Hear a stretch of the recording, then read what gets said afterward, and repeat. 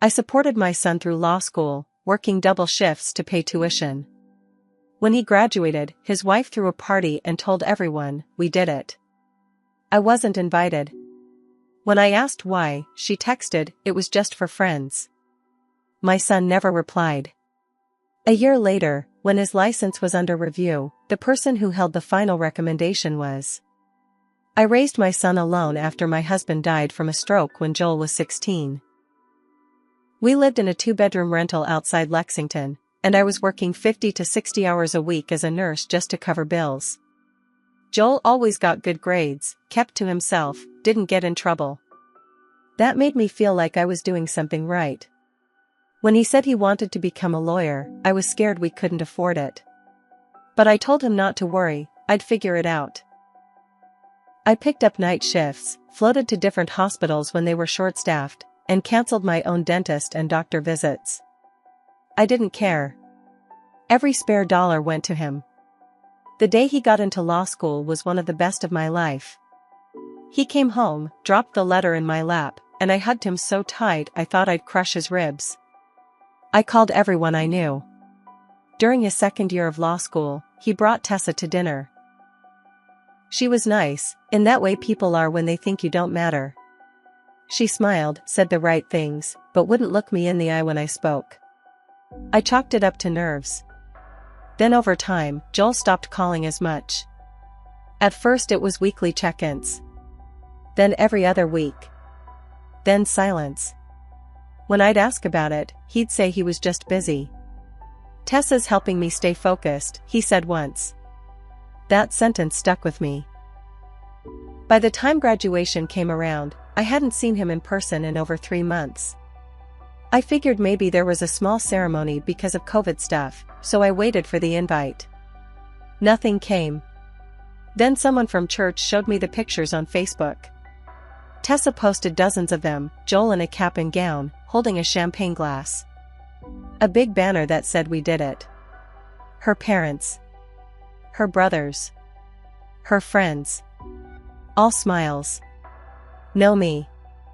I texted him first. No reply. Then I texted her. I asked if maybe I missed the invite or if it was an accident. She replied, it was just for friends. That message hit like a slap. I stared at it for minutes. No apology. No explanation. Just that. My hands were shaking. I didn't reply. I just deleted the message and cried in my kitchen. I must have stood there for hours. He never reached out again. Not that week. Not that month. Not for holidays. Nothing. I told myself he was busy, that maybe he was trying to build his life. But deep down, I knew the truth, she didn't want me in it. 1 year later, I was working in my new job. I had slowly built a second career for myself in healthcare compliance. After finishing my last certification, I got hired by the State Board of Professional Licensure. We handled licensing across state lines, including for lawyers moving into Kentucky. One of my responsibilities is reviewing applications with flagged records. Things like pending investigations, complaints, or disciplinary actions in other states. We're the last checkpoint before approval. When I saw his name, my stomach dropped. Joel A. Bellamy. I opened the file. A client from his Cincinnati firm had filed a formal complaint. She accused him of conflict of interest and failure to communicate critical case information. Her case was dismissed because of delays she blamed on him. The firm conducted an internal review and didn't terminate him, but they didn't defend him strongly either. Now he was trying to get licensed to practice in Kentucky. According to the notes, he and his wife were relocating for family reasons. I guess that family didn't include me. And now I was the final reviewer. I stared at the file for a long time. I wasn't angry. Not at first. I just felt hollow. But then, something else started to rise. The memory of those nights I worked while my legs gave out. The birthday I spent alone while he posted photos with her family. The message, just for friends. I didn't recuse myself. I followed the rules, line by line. And I asked for supporting documentation, including a written statement explaining the complaint in his own words. They sent it a week later. And in that statement, he lied. I knew it the second I read it. He claimed the client was emotionally unstable and that the firm had no findings of concern. He said he'd maintained contact within standard timelines. But I had already pulled the internal memos. And I had the client's email chain. They told a different story. I flagged the inconsistencies and forwarded it to the full board with my recommendation. That's when things started unraveling for Joel. A week after I submitted my recommendation, I got a phone call. Not from Joel. Not from the board. From Tessa. She didn't introduce herself. Just jumped in. I need to speak to whoever's handling my husband's license application. I didn't say a word. She kept going. There must be some mistake. Joel got a notice saying his approval is under extended review. That wasn't supposed to happen. Can you tell me who's handling it? I said calmly, it's under confidential review. I'm not allowed to disclose details. She got quiet for a moment, then her tone changed. Look, we're moving next month. He already got an offer at a firm in Frankfurt. It's a 6-figure job. We've signed a lease. This review delay is putting our future at risk. Still, I said nothing more. Then came the real her. I don't know what kind of back-office person is holding this up, she said, but if someone is trying to be petty over a minor complaint, they need to realize it's going to ruin lives. I hung up. I didn't tell her who I was. 3 days later, I got an email. It was from Joel. First message in over a year. Subject, Review Appeal Request Body, Hi, I recently received notice that my application is under extended review. I'd like to request a chance to clarify the misunderstanding in my file. I take this very seriously. Please let me know the next steps. Joel Bellamy. No hi mom. No apology. Just a cold, professional message. I didn't reply. It went through the standard system. But I decided to watch how this played out. A week after that, the board scheduled a special hearing to question him about the inconsistencies I found. It's rare, but they do it when the evidence doesn't match. And then, something happened that I never expected. The woman who filed the complaint, the former client from Cincinnati, sent a follow-up letter directly to our office. She wrote more details. Turns out, she had proof that Joel not only ignored her emails, but he'd been meeting privately with someone on the opposing side. She included screenshots and a dated calendar invite that proved he had lunch with the other party's rep the week before her court date. This wasn't just bad practice. It could be considered unethical. I submitted everything to the board lead and sat back. Still, part of me thought maybe Joel would come clean. Maybe he'd take responsibility. Maybe he'd at least acknowledge what happened. Then came the hearing. He walked in, suit pressed, hair perfect, confident like always. But when he saw me sitting in the back corner as a silent observer, his face drained of color. He looked right at me. I didn't nod. Didn't blink. Just watched. He fumbled through his defense. Blamed the client. Blamed the firm. Said she was unstable, said it was a smear attempt. But then the board chair dropped the exhibits on the table. Screenshots. Emails. The lunch invite. Joel's voice cracked. For the first time, I saw the mask slip. The board paused the hearing and requested a written explanation by the end of the week. The damage was already done. That night, I got another email. Subject, I'm sorry Body, Mom, I didn't know you were involved in this. I'm sorry about what happened before. About everything. Things got complicated. Tessa thought it would be best to keep distance. I didn't know how to fix it after that. Can we talk?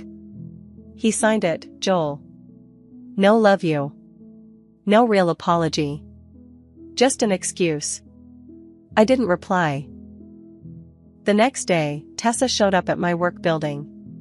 Security called me. I told them not to let her in. She waited in the parking lot for over an hour, then left. 2 days later, a letter came to my house. No return address. Inside was a wedding photo of Joel and Tessa with a note scribbled in her handwriting, "You broke our family. I hope you're proud." I placed it in a folder. Didn't react. Didn't shred it. I still had a job to finish. The board was close to a final decision. Joel had one last chance to submit his written defense before the vote. But then another email came in, this time from someone unexpected. It was anonymous, but it came through our whistleblower channel. The message read, "If you're reviewing Joel Bellamy, you should look into how he got his internship at Thomas & Weiner LLP. It wasn't based on merit. Check the hiring records, especially summer 2022. A junior associate flagged it, but the partner overruled it." I froze. Thomas & Weiner was a respected firm in Cincinnati. I remembered Joel mentioning the name when he first landed that summer spot. Said it was competitive as hell. Said he'd beat out 200 applicants. I ran the request through the proper channels. And sure enough, the file came back flagged. There had been an internal note from an HR associate dated July 2022. It said, "Internship awarded against committee recommendation. Candidate did not meet GPA cutoffs." Final approval came from partner T. Escher following conversation with family contact. Family contact? I dug deeper. T. Escher turned out to be Tessa's godfather. Her maiden name was Escher. Her father had passed, but his brother, Tom Escher, was a partner at the firm. And guess what? He was one of the references Joel submitted to our board, without disclosing the family connection. That was another violation. Failing to disclose personal ties to references or partners from former firms is considered deception in legal licensing reviews. That gave the board enough to freeze Joel's application entirely. At that point, Joel must have known. Because I got a call at home at 9:40 p.m. Not a text. A call. I stared at the screen. It rang 6 times. Then voicemail. I didn't answer. He called again the next night. Left a message. "Mom. I know I messed up. I didn't mean for any of this to happen." Tessa handled most of it. She told me what to say. She said it would look better. I never meant to lie. "Please. I need your help. They won't listen to me. Just call me back. Please." I saved the voicemail. Didn't respond. But then I heard from someone else. Someone I hadn't expected in a million years. Tessa's mother. She showed up at the hospital where I used to work.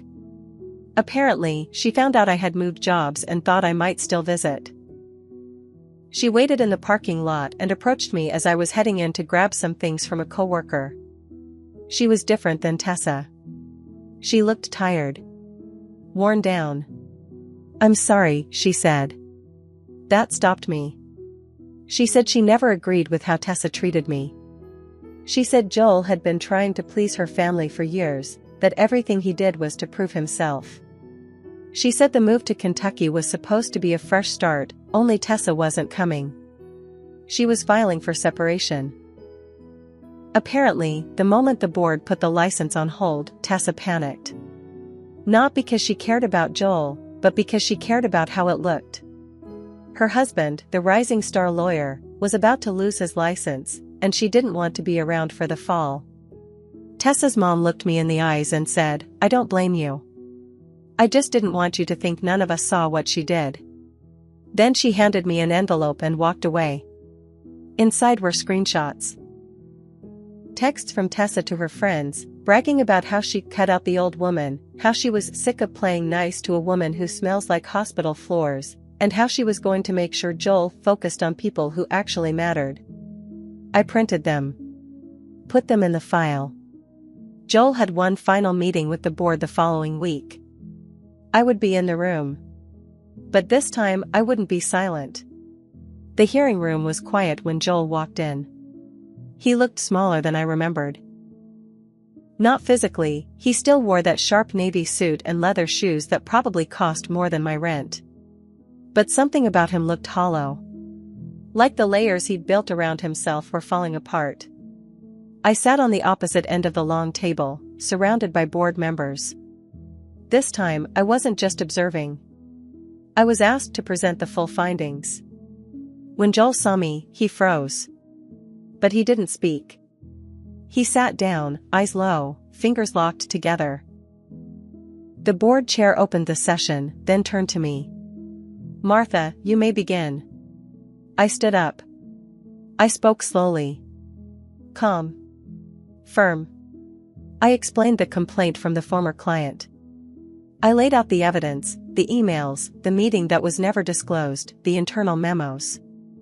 I then presented the referral letters, the hidden relationship with Tom Escher, and the deceptive way Joel had submitted those names without proper disclosure. Then I placed the final folder in front of the board. Screenshots. From Tessa. Messages that weren't just mean, they showed intent.